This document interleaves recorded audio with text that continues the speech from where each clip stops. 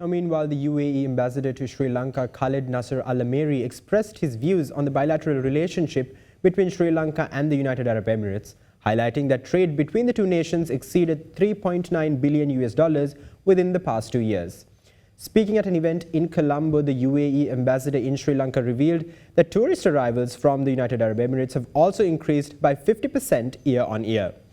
Meanwhile, the Minister of Labour and Foreign Employment, Manusha invited the UAE investors to invest in Sri Lanka and emphasized the need of our country to become the development partner of a progressing UAE.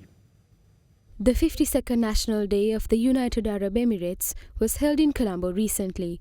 The event was graced by Ambassador of the United Arab Emirates, Khalid Nasser Al-Ameri. Ministers, state ministers, deputy ministers, ambassadors and embassy officials were also present at the event. UAE is one of Sri Lanka's largest trading partners in the Middle East. Despite challenging economic conditions during the last 2 years, bilateral trade between the two countries exceeded $3.9 billion. Cooperation in the field of tourism is also flourishing.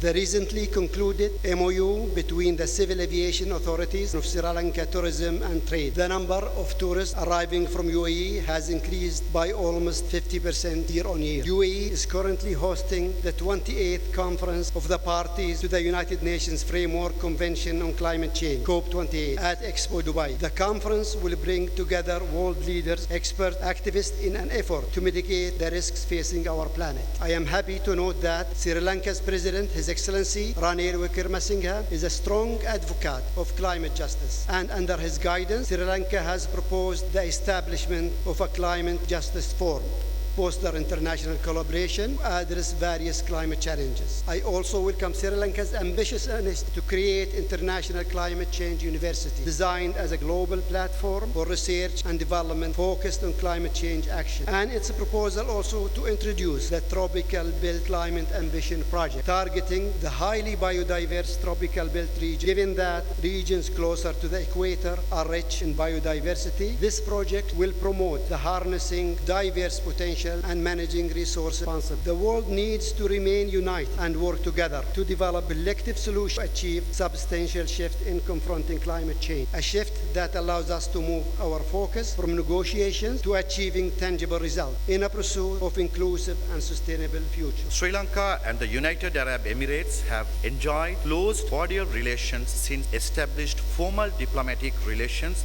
between our two countries in 1979. Today, the UAE has become a away home for approximately 300,000 Sri Lankan migrant workers who are employed in the UAE. I want to express my deep appreciation to the UAE government for providing employment opportunities and looking after their welfare. We want to be the development partner of the progressing UAE by providing more professionals for development projects. The first session of the Joint Committee for Consular Affairs between the two countries was held in February, paving the way to strengthen formal relations further. We expect to have the second session of the Joint Committee next year to expand cooperation in trade, investment, scientific, technical, cultural, and other fields. We invite the United Arab Emirates to be a strong development partner in achieving our development targets. I invite UAE investors to invest in Sri Lanka by taking advantage of special fiscal incentive offered in special economic zone. We are aware of the prominent and positive role played by the United Arab Emirates, not only in the affairs of the Middle East region, but also globally various areas. Hosting COP28 is an example of such a role in the area where the international community needs urgent attention and action. The intent participation of President Ranil Wickremesinghe at the event demonstrates not only the importance attached to the issues of climate change, but also to the invitation extended by the President of the UAE.